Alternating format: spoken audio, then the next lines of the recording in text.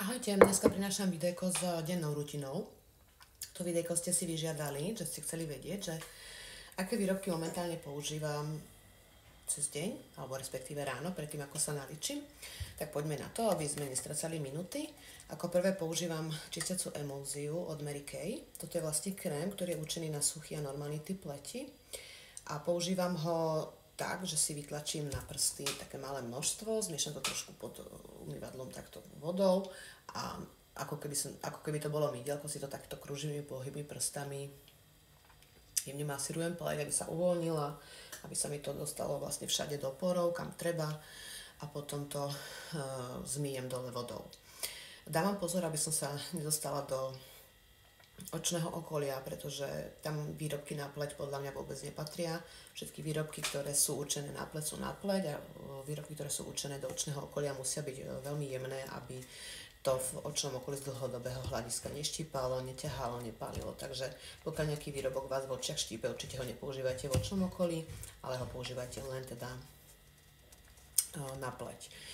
Potom si vlastne pleť utrem uteračíkom a tampónom, si dočistím pleť týmto tonikom od Larens. To som vám ukazovala vlastne nedávno vo videu, že som to dostala do starostlivosti momentálne a skúšam to, takže recenziu určite budete očakávať, keď domíňam tento produkt. Je to tonikum, ktoré je určené na vybalansovanie v podstate tej hydratácie, veľmi hĺbkovo hydratuje a má taký satin skin efekt, čo je zatiaľ pravda. Mám veľmi dobrý pocit z tohto tonika, je úplne jemné a už pri prvom použití som cítila, že to bude tonikum, ktorý budem môcť používať, že nebude s ním nejaký problém. Potom následne pokračujem s vitamínom C, takisto som vám ho ukazovala, že ho teda budem testovať a vidíte, kedy som vám ukazovala video, keď si preskrolujete videá, tak vtedy som ho mala ako nové. Toľko to som minula a používam ho každý deň odvtedy, takže ono to dosť dlho vydrží, strašne malinké množstvo sa toho produktu dáva.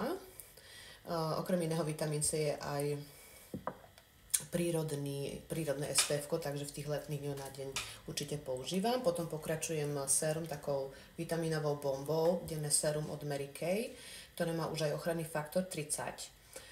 Takisto toto zloženie Mary Kay inovovalo nedávno, takže má úplne nové zloženie, toto denné sérum.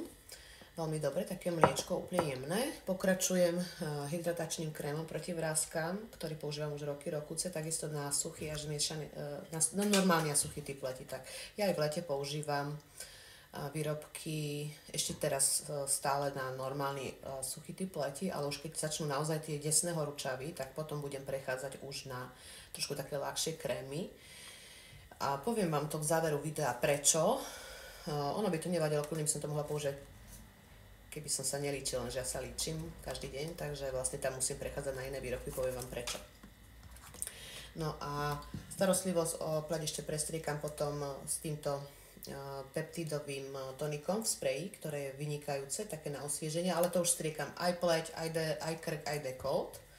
A na záver, vlastne to mám potom v podstate aj v očnom okolí jemňučko prestriekané, naviažem v očnom okolí na týmto očným krémom proti starnutiu zo zrady Repair, to je pre zrelý typ pleti. Na očné okolie to som vám takisto ukazovala, ja tento výrobok používam roky, lebo sa mi osvedčila aj z dlhodobého hľadiska, že ma neštípe, nepáli. No a aby som vám teda povedala tú podstatu, prečo aj ja vymieňam produkty počas leta, jak sa zvyšujú horúčavy a tak ďalej, pretože ja sa líčim každý deň, to viete. To som vám už povedala, lenže v tých veľkých horúčavách, ako by som zostala na tejto starostlivosti, ako ju mám, tento krém napríklad, hej, to ešte neviem, ako mi bude v tých horúčavách toto C-čko fungovať, sa mi začne samozrejme viac premasťovať pokožka.